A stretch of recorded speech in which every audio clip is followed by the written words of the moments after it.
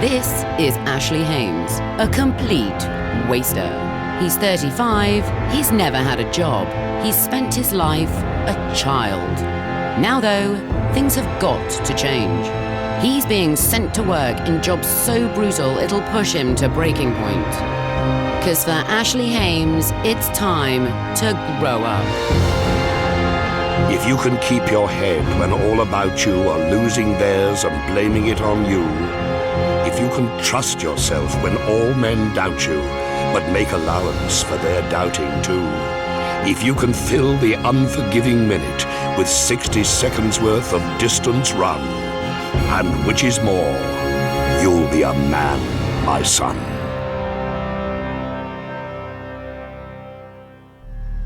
Throughout this series, I have confronted largely physical danger in the harshest environments on Earth to aid my progression towards manhood.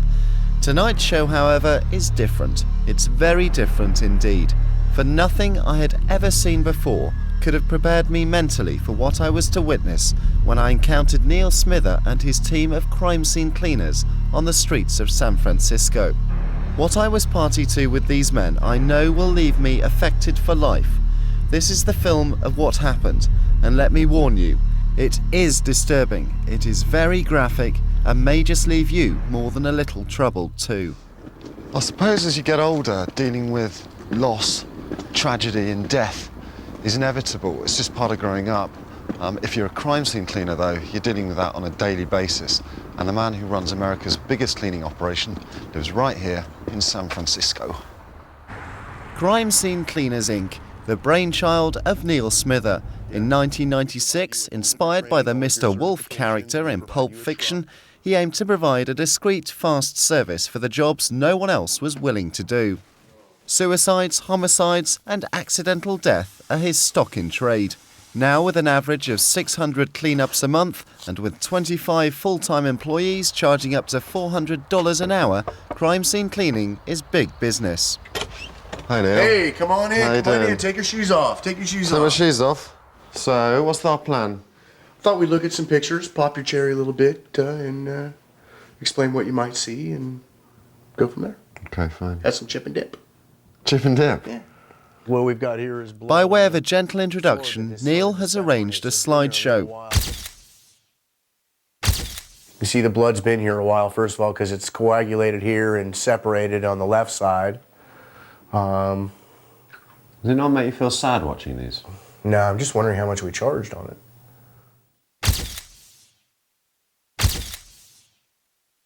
Cha-ching! Is that what you do when you Hell walk yeah. into a place? Do you That's not what I'm think, thinking. oh my God, the horror that must have been in this room? I You could just strip think, that. "Ka-ching." I could strip that in an hour. Have you not walked into a scene and your eyes have just got, oh my Oh God, yeah, that for is sure. disgusting. No, not disgusting. Like, oh fuck, I'm gonna be here all night. All right. You know, disgusting is dollars. We want disgusting.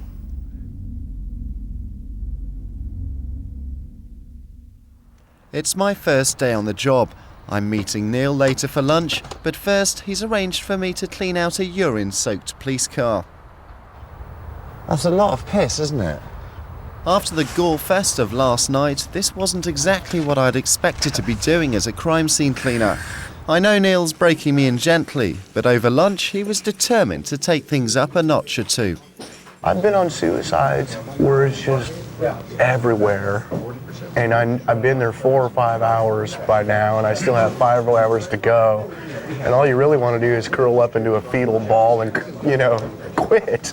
But Well, you you can't. were about to say cry then. Do you ever feel like you Well, want to I cry? didn't say cry because it would be crying not out of any sense of, you know, caring for the individual. It'd be crying because, oh my God, I still have 5 hours to scrub this shit off the walls, you know. I don't believe you. You're not immune to feelings, and you know that people have been hurt and tragedies have been caused, you know. Shit happens. You know, good. Here's my card.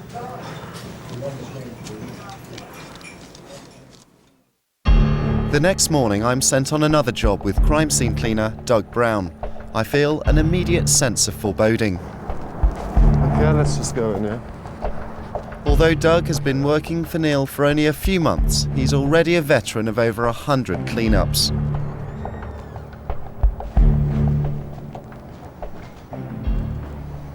Jesus.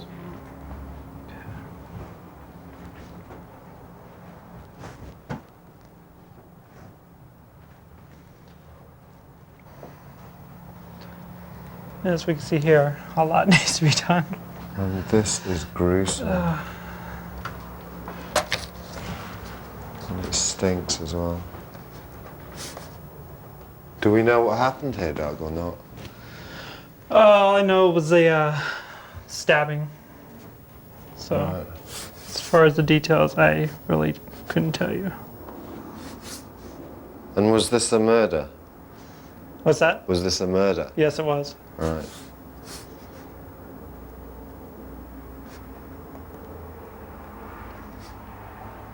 I mean, obviously you're kind of used to this, aren't you? So, did that not...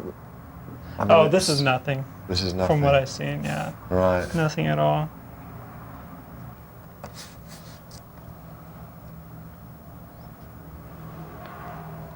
Okay, excuse me. Anything else, Doug? We're looking at maybe a 4.5 hour job. I mean, the whole room's gonna have to be gutted. The bathroom door is totally off. The bathroom basically is, it's a bloodbath. All right, man. All right, bye. Okay. Just go and back it up just throw it away.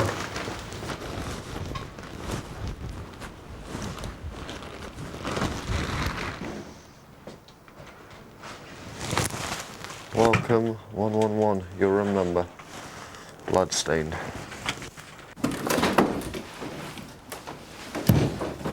What? That is a shitload of blood there.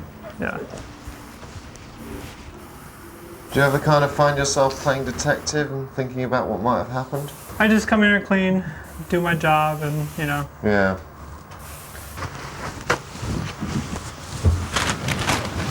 Oh, this is It just is. rough, isn't it? it's not really that bad. Oh, God. What you're feeling is normal. You do have to have a strong stomach, but you also have to learn how to disassociate yourself. Yeah, Don't even think about, what happened. yeah. And, a lot of times you'll be able to just come in here, get the job done, and leave. Yeah. Oh, God. Okay. Go ahead and have a seat on the bed.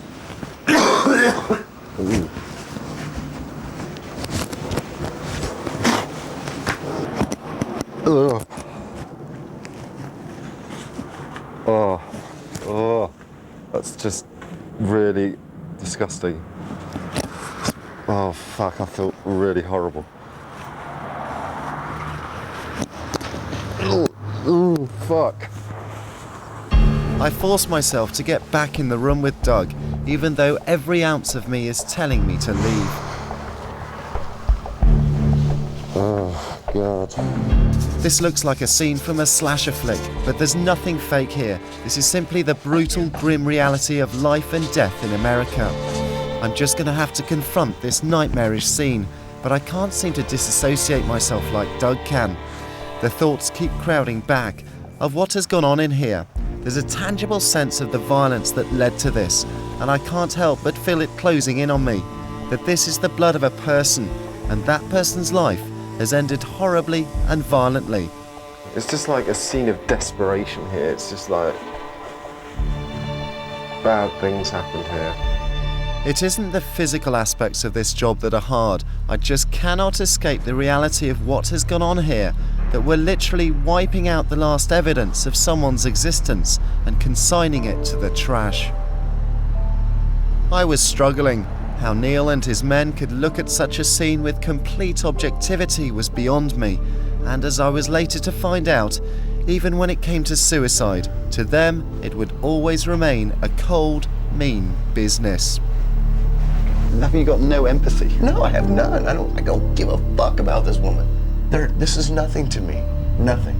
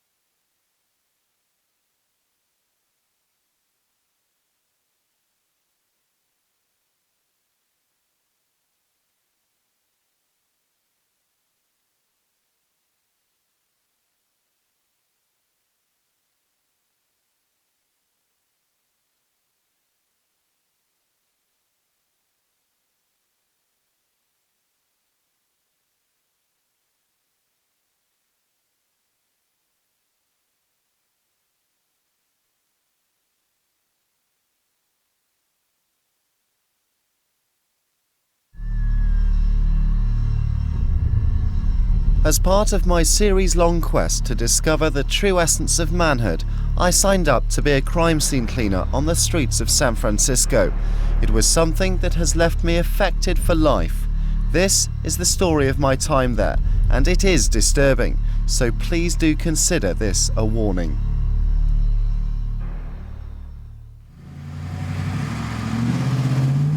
I think initially your first 100 jobs, you always try to figure out, how did this happen? What happened by looking at the debris, the spatter or the tooling and all that jazz. And after a while, you don't see any of that. You just... So you initially start off playing detective Absolutely. and thinking, now what happened here? Absolutely. And then after a while, you don't give a care. shit. You don't give a shit. Exactly right.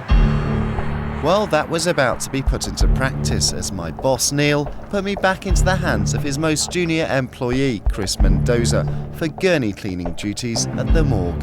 I've never ever seen a dead body before in my life. I assume you have. Yeah, I've seen a couple of them. Well, I see a lot of them actually online. You might get to see some today. Right.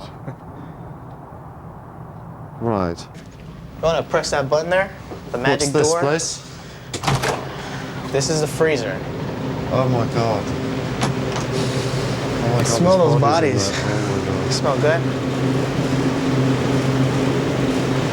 You want to step over here really quick? So we I can... understand that. Oh jeez. That's just completely bizarre to me seeing that. That's just like, it looks like a waxwork or something. Time out. We got to look for a button now. Oh shit, we're not stuck in here, are we? Wait. We are stuck in here. How do you do this? Oh my god, there's a body there as well. Are you joking that we're stuck in here? Do you have your cell phone? Chris, don't mess around with me, No, yeah?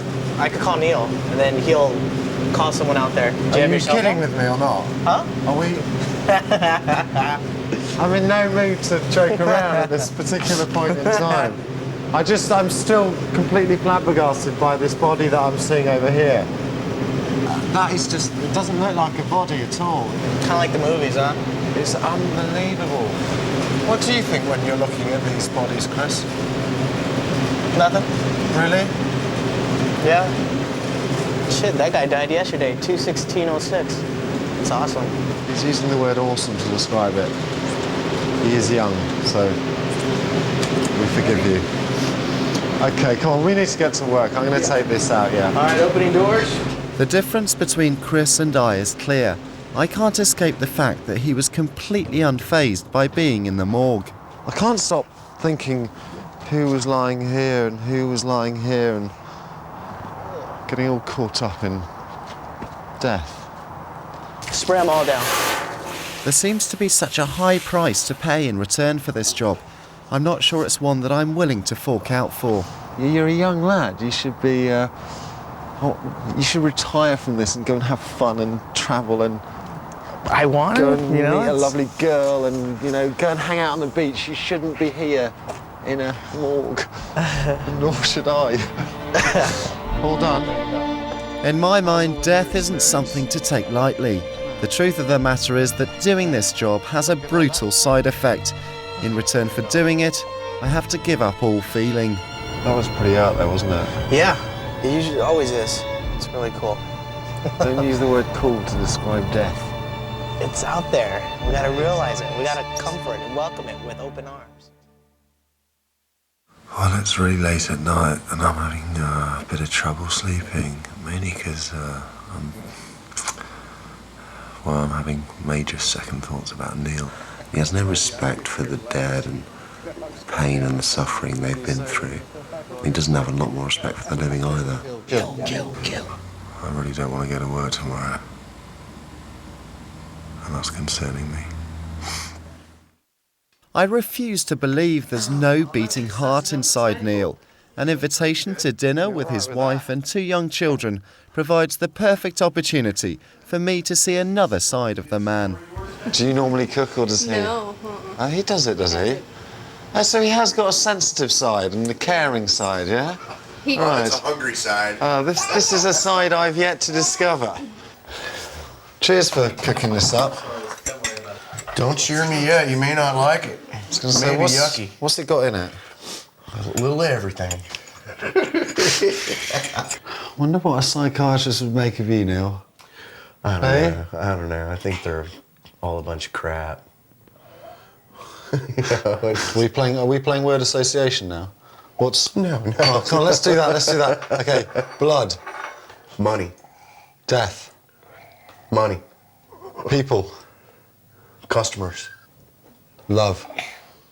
My family. What's the most gruesome thing you've ever seen? When Lindy puts the baby to bed, I want to know if any of the jobs he's been on have ever really troubled him. The ones that affect you more than any are like, you know, a dad who kills his whole family and you see little bitty toddler footprints and blood all over the house. Before I had kids, it probably wouldn't have bothered me, but you know, you think of your own kid and all, but even, don't get me wrong, I didn't lose any sleep over it. No, you don't have any nightmares ever. I've never had a nightmare, ever. Is there anything going on in here? Never have I had a nightmare. No? Is there anything going on in there? Where's your heart? No, you know, it's just No, not- I just wonder about empathy, as in, you know, God, because I see I too know I'm many. young and I'm you fresh. just see so much of it. You have no idea how people live. Right. In the big picture, it's of no relevance whether or not I care. Really? Yeah, but if everyone said that, then nothing would change. Well, you know, I'm more selfish than most. You know, let the other people be all giving and, you know, it's just not me. Yet another phone call. It's Neil's partner with news of a job, a suicide. So did we get the dead person or no? And we're going to have to clean it up tonight. What have you heard about the case that we're doing tonight? You know, all they said is pretty basic. Bathroom and, you know, hopefully it's not too bad. We won't be there all night cleaning it. Shit. It's a short drive to the next job, but I wish it could be longer. The same feelings start to rise up. I should be used to this by now, but I can't help thinking about the circumstances that would lead to someone taking their own life.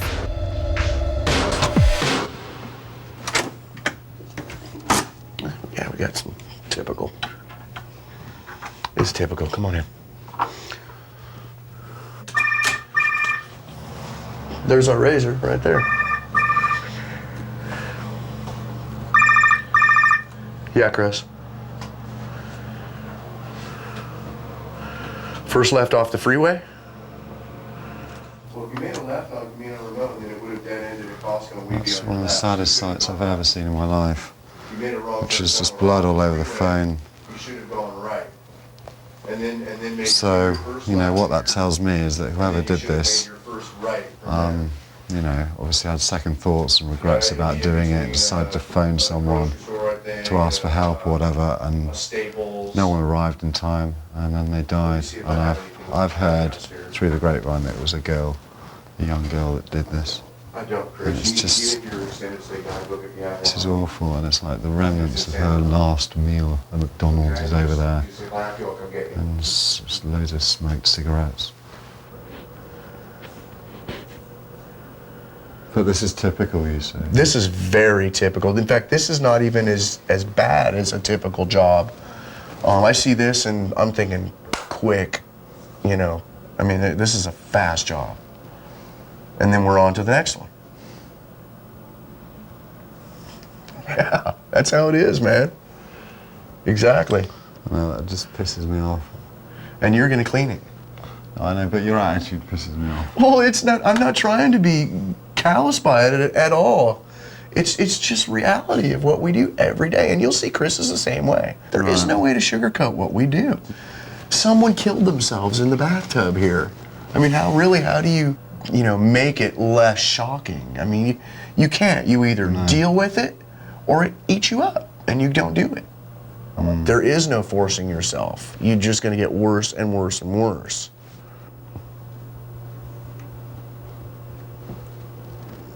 Yeah, I'm with you. It doesn't do that to me. You have to mentally deal with it. You have to. There is no other way to do it. Meaning if you are upset to a certain point, it's just not for you. This is not something you could do for a living. I tell you right now. No. You know, because you're just affected by it too much. suppose it's just the crappiness of it all, really. But when you see it like this, and it's not a film, it's not a movie, and it's just fucking brutal. Oh God, it breaks your fucking heart. You take it too personally. It has nothing to do with you. No. You're the janitor. I know, but you even said it was worse, that this was not even a murder, it was some weak-minded person that killed themselves. Of course, suicide is an escape for the weak. It doesn't stop it from being a tragedy, though. It's not my tragedy. No, but have you got no empathy? No, I have none. I don't give a fuck about this woman. That's what I told you. I don't care one smidgen about this bitch. Oh, fucking hell. I don't. I just want to clean it and get the fuck out. I know nothing about this woman. I know nothing about her. I don't even know if it's a woman. You have no right to call her a bitch. I'll tell you, that's fucking out of line. I don't even know if it's a woman. Right, I'm officially giving up on you. Well, you shouldn't I'm sorry, I'm giving up on you. Shut up. Change me. I'll tell you, I don't want to fucking speak to you now. I do not want to speak to you. What I want to do is at least show this person some respect and get my gloves on and I agree with that mess. part. Right. Okay, come on, let's get on with this. I've never met anyone like Neil before, with such little concern for either the living or the dead. You feel sorry for me? That's the only... No. I've heard that before. I am not to be pitied, man. I love what I do. I make a shitload of money doing something I love doing. It's awesome. Oh my God, the razor blade's stuck. Yeah, shove your hand down there. Strangely, the cleaning has become just that, cleaning. I use my anger at Neil to get through it. He scrubs like he has a broken heart.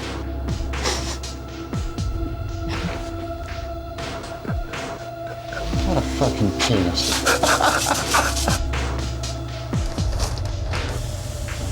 I'd done the job I was asked to do, but as far as Neil is concerned, I have nothing left to say to him. All I want to do is leave this place and go home. Well, some jobs are just not meant for me, and I do feel that is one of them. And as far as tonight was concerned, well, it wasn't really the job that disgusted me, it was Neil. And I'm laughing as I'm saying that, because he's all right. But is he all right? Fucking, I don't know. And to be quite honest, I can't be asked to find out. I don't think he's worth it. Head off home. I think that's the best place for me at the moment.